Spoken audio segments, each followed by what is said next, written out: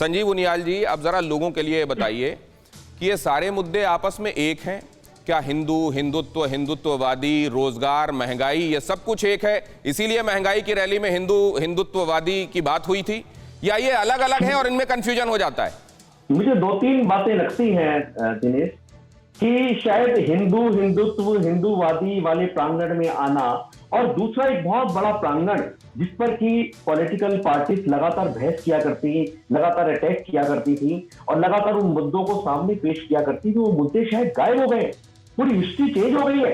आप देखिए 2G, 3G, 4G, जीजाजी, कोल स्कैम, हर दूसरे दिन 15 दिन के बाद कोई ना कोई स्कैम हुआ करता था। उस स्कैम की बात किया करती थी अपोजिशन पार्टी। आज वो कांग्रेस उस पर हिंदुत्व, हिंदूवादी उस प्रांगण में आकर खेलने की आवश्यकता क्या पड़ी? तीसरी बात, कोई विकास। लेकिन संजीव उनियाल जी, एक बात और देख लीजिए ना, आप ये बताइए कि वो जितने जी हुए, संजीव उनियाल सर, मैं आपको एक सेकंड रोककर एक बात कह रहा हूं, वो जितने जी हुए थे उतने जी में से किसमें दोष सिद्ध होकर कितनों को सजा मिल गई? उतने जो जी हुए थे। इसका मतलब यह है कि जनता के सामने वो मुद्दे उछाले जाते हैं, बाद में जनता भी भूल जाती है कि उनका क्या हुआ और उस पर वोट नहीं होता। दूसरे, आपने वो भी देखा होगा कि उस समय विपक्ष में रहने वाले सिलेंडर ले लेकर बैठा करते थे सड़कों पर। लेकिन नहीं, मैं आपसे बस ये पूछना चाह रहा हूं कि आज वो मुद्दे हैं क्या जिंदा? और क्या ये लगता है चुनाव को समझने वाले लोगों को कि वोट इस पर कभी नहीं पड़ते, इमोशंस पर पड़ते हैं, इसीलिए ये मुद्दे निकाले जाएं, इसीलिए ये मुद्दे निकाले जाते हैं?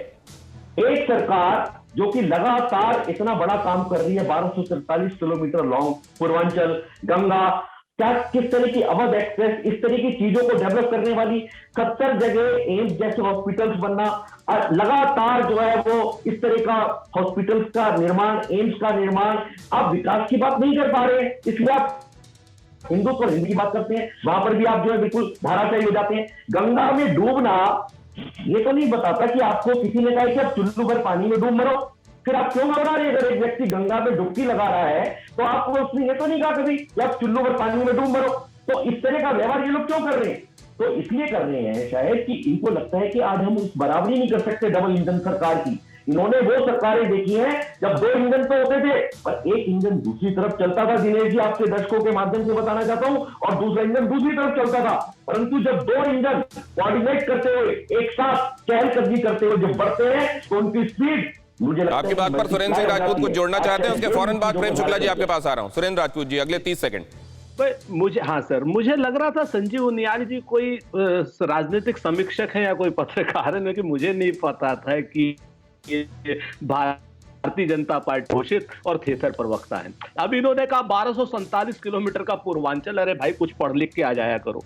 दूसरी बात, सारे जिले के अस्पतालों को नाम आपने मेडिकल कॉलेज दे दिया, उसको आप कह रहे हो एम्स बन गए हैं, कुछ तो पढ़ लिख करके आ जाया करो। सच बात करना चाहते हैं ये है कि आओ उत्तर प्रदेश में संजीव, एक बार जरा पता तो करो कि 70 लाख रोजगार कहां है, एक बार पता तो करो किसान के क्या नाम यूरिया के कट्टे से 5 किलो की, अरे चुप रहो भाई, 5 किलो कट्टे के। संजीव उनियाल जी, आप शांत रहिए, पॉइंट नोट कर लीजिए, मैं आपके पास आऊंगा, सबका जवाब दे दीजिएगा। लेकिन आपसे भी सुरेंद्र जी, आप ये कह सकते हैं कि आप पढ़कर आए, लेकिन आप किसी को उपमाएं ना दें सर, विशेषण ना दें। आप अपनी तरफ से कैसे प्रवक्ता हैं क्या ये ना कहें सर, ये नहीं सर, ऐसा ना कीजिए प्लीज। आप जो शब्द इस्तेमाल कर रहे हैं सर, वो किसी को अनावश्यक रूप से खौला देगा, उसमें विषय गौण हो जाएगा और गुस्सा मेन हो जाएगा, ऐसा मत कीजिए सर।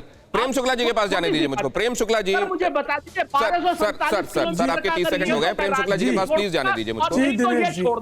मैं सुरेंद्र जी आपके पास आता हूं, प्लीज कंट्रोल रखिए, मेरे को जाने दीजिए प्रेम शुक्ला जी के पास। प्रेम शुक्ला जी, अब जरा ये समझा दीजिए कि अगर विकास किया गया है, संजीव उनियाल जैसा कह रहे हैं जी दिनेश जी, तो विकास के इन बातों की प्रमुखता से बात होकर अगर मान लीजिए कहीं से हिंदू को लेकर, हिंदुत्व को लेकर, डीएनए को लेकर कुछ कहा भी जाता है, तो उसको तूल दिए बगैर काम चल सकता है या उसको तुरंत रिबाउंड करना है क्योंकि आवश्यक है, इसी तरीके से मुद्दे उछाले और फेंके जाने आवश्यक?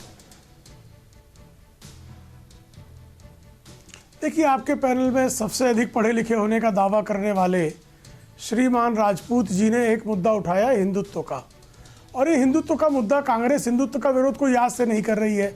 1990 में महाराष्ट्र के विधानसभा के चुनाव में भारतीय जनता पार्टी और शिवसेना के 12 निर्वाचित विधायकों के विरुद्ध विविध अदालतों में इन्होंने मुकदमे दायर किए।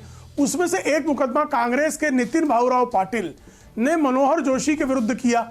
उसमें 11 दिसंबर 1995 को एक जजमेंट जस्टिस जे.एस. वर्मा ने दिया, जिस जजमेंट में उन्होंने Hindutva is way of life, Hindutva जो है भारतीय संस्कृति का जीवन दर्शन है, यह स्पष्ट करने के बाद भी, बारंबार सर्वोच्च न्यायालय की व्याख्या के बाद भी लगातार हिंदुत्व को कलंकित करने का अगर कोई सुनियोजित प्रयास कर रहा हो तो क्या उसका उत्तर देना, चूंकि हिंदुत्व हमारा प्राण है, हमारे विचार दर्शन में हिंदुत्व हमारा प्राण है, तो ऐसे में अगर कोई हमारे प्राणों पर प्रहार करता हो तो उसका उत्तर देना हमारा संवैधानिक लोकतांत्रिक धर्म है, इसलिए दे रहे हैं। रही विकास की बात, तो हम कह रहे हैं ना, कंपेयर कर लीजिए, कांग्रेस शासित पंजाब है, कांग्रेस शासित राजस्थान है, कांग्रेस शासित छत्तीसगढ़ है, कांग्रेस शासित महाराष्ट्र है, और जो है भारतीय जनता पार्टी शासित उत्तर प्रदेश एक राज्य का कर लीजिए।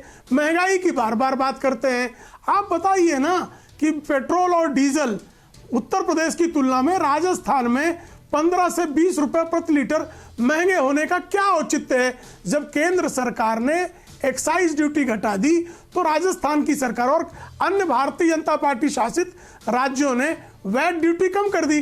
कांग्रेस की राजस्थान की सरकार, वहां महंगाई रैली हो रही है, लेकिन महंगाई पर आदरणीय राहुल गांधी नहीं बोल रहे हैं। अड़ी सोमवार से शुक्रवार शाम 6 बजे सिर्फ TV9 भारतवर्ष पर।